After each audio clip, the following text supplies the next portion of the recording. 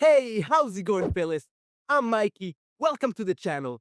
If you're into Pokemon, brutal challenges, and watching a grown man turn childhood nostalgia into emotional damage, you're in the right place.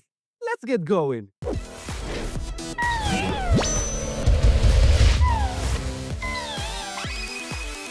I'm an old school Pokemon fan, lifelong Poke nerd, and apparently a guy who thought completing a Living Dex would be a good idea. What? Now, if you don't know what that is, don't worry, I got you. A Living Dex means catching every single Pokemon, and not just having them registered in the Pokédex. I'm talking about owning one of each individual Pokemon, from Bulbasaur to the latest Pidgey. No cheat, no trade, and everything caught by me, across the generations, game by game. Oh my god! But that's not it, because there's also a ticking clock behind all this. Pokémon Bank, the only way to transfer Pokémon from Gens 1 through 7, could shut down at any moment. We don't know when it's going to happen, and the Pokémon Company hasn't given a final date yet. But when they do, the window to move your Pokémon might be brutally short. That means I've got to complete the first 7 generations legitimately before that door slams shut for good. No second chances, no backup. If I don't make it in time, those Pokemon and that effort stay trapped forever. This isn't just a passion project anymore. It's a race against time. So, these are the rules of the challenge, which I'm not gonna go over right now because I just cannot wait to show you my progress so far and get back into the action with you guys. These rules are also going to be displayed in the description. So let's just get into it, shall we? So, starting with Gen 1, every single Pokemon you're seeing here was caught in the Nintendo DS Virtual Console versions of Red, Blue, and Yellow, as you can see by the Game Boy icon right here. No shortcuts, no hacks, just good old-fashioned grinding on a digital Game Boy. These Pokemon were transferred into Pokémon Bank and then moved over to home. This is my childhood dream becoming a digital reality. So as you guys can see, I have the entirety of the first Gen 1 right here, all the way up to Mew. We have Chansey and the rest of the Safari squad right here. We all know how annoying that was. We've got Mr. Mime and Jinx here, obtained through the in-game trades, and Porygon, which drained my in-game wallet at the Celadon Game Corner. Man, these aren't just Pokemon, they are memories. And of course, we have Mew, my channel mascot. Mew isn't available in Gen 1 through legit means anymore,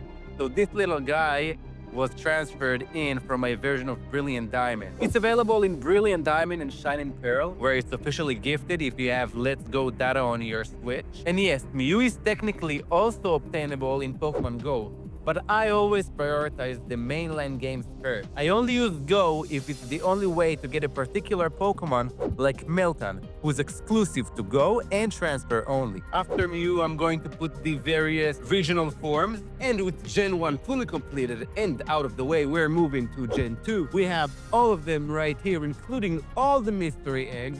The rest of them are right here, with a random shiny Magby. Each and every one of them basically represents a new, different save file of Pokemon Crystal. And we have all of them right here, all the way to Stellar. And that basically wraps up Gen 2. Moving on to Gen 3, we've got all the Pokemon lined up and sorted right here in my version of Pokemon Platinum. Although all of them are in Pokemon Platinum right now, they were all caught in the original Gen 3 cartridges. So as you can see, we've got all of them right here, and that includes this little guy, Wynut, who can only be captured in the Mirage Island. And of course, we can't go without a shout out to Feebas. Man, the amount of time it took me to get this guy. Actually a girl. To get this girl. Oh, and Melodic is actually a boy.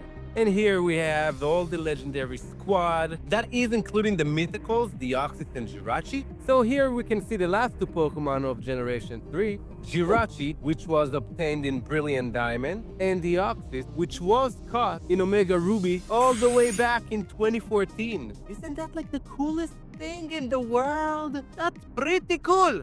It's pretty cool if you're asking me, and they are just chilling here, waiting for their friend to reunite with them. Alright, So I have officially wrapped up the first 3 generations, every catch, every evolution, done. Honestly, it's been a wild ride so far.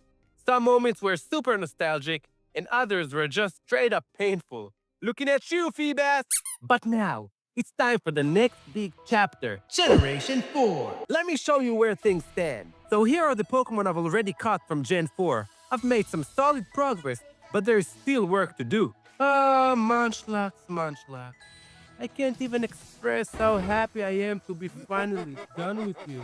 It took me literally days to find this guy. First, I'm focusing on catching the remaining Pokemon that are available in the Gen 4 DS games. These are the last few I need before we go full on grind mode. Once the full roster is in the box, it's time to evolve. I'll be doing a full grinding session to finish off all the natural evolutions, the kind that just take patience and XP. It's not flashy, but it's essential. Once you're done with the grinding, that just leaves us with Shaman and Darkrai. Mythical, rare, and normally only found in Legends Arceus.